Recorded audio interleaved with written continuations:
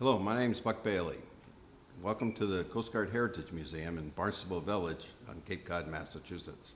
The museum's been here for about approximately 12 years.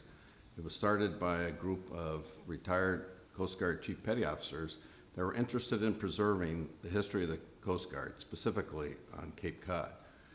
They started with just a few minor artifacts and posters and a couple of models in the museum 12 years ago, and it's grown quite a bit to the large collection that we have now, thanks to local donors that have donated items as well as people that have them on loan to the museum. The museum is run entirely by volunteers. It's a nonprofit organization, and we all volunteer our time to make sure it works. The building that the museum is in is actually a historical artifact itself. The building is the old customs house that was built in 1856 at the time when Barnstable Harbor was one of the most active harbors in Massachusetts, and the customs officers had his office upstairs and could see the harbor from up there. Downstairs was the post office. Some of the original tile and wood flooring and some of the old teller windows that the postman stood behind are also here. Downstairs is primarily the early Coast Guard, starting with our predecessor organizations, the U.S. Revenue Cutter Service that was established in 1790 by Alexander Hamilton, the first Secretary of the Treasury, along with the U.S. Life Saving Service. Those two services combined in 1915 to form what we now call the U.S. Coast Guard. Through the years, a number of other services, such as the Steamboat Regulation Service, the U.S. Lighthouse Service, and the Lightship Service have also joined and come under the umbrella of the Coast Guard. We also have downstairs some information on Coast Guard cutters, larger vessels.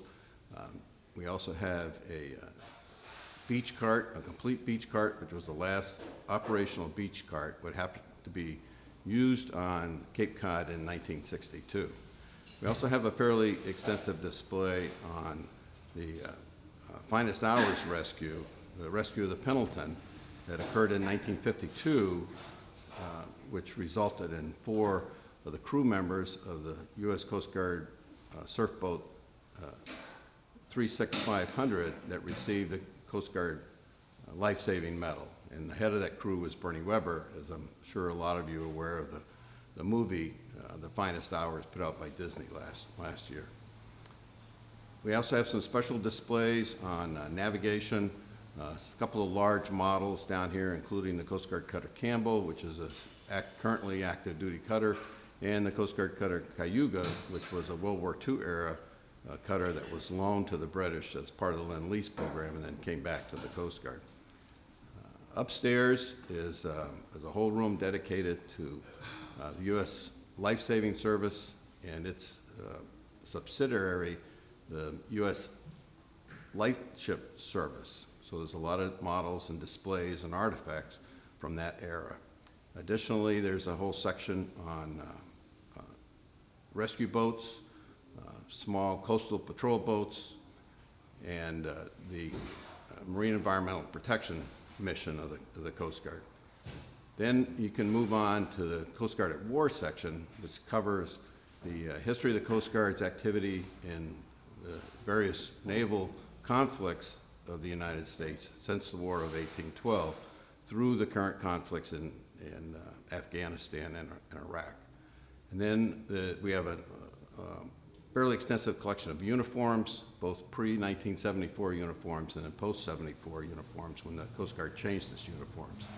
And then also, finally, there's the Coast Guard Aviation section, which has an extensive extensive collection of models of Coast Guard aviation units that were used throughout the Coast Guard since the Coast Guard originally started flying in 1916. And then finally, there's a recent display that talks about the 2 Coast Guard astronauts that the Coast Guard has provided to NASA. And there's also a section on icebreakers and some other miscellaneous displays throughout the museum. Normally the museum is manned by at least 2 volunteer docents that are happy to answer questions or give guided tours of the museum. But also this past year we've implemented a self-guided audio tour system that is a handheld device that's free to anyone visiting the museum. And we have right now about 130 separate commentaries throughout the museum that people can choose to listen to, including some first-person and stories by individuals that have been in the Coast Guard, including some excerpts from an interview that Bernie Weber did after the rescue of the Pendleton in 1952.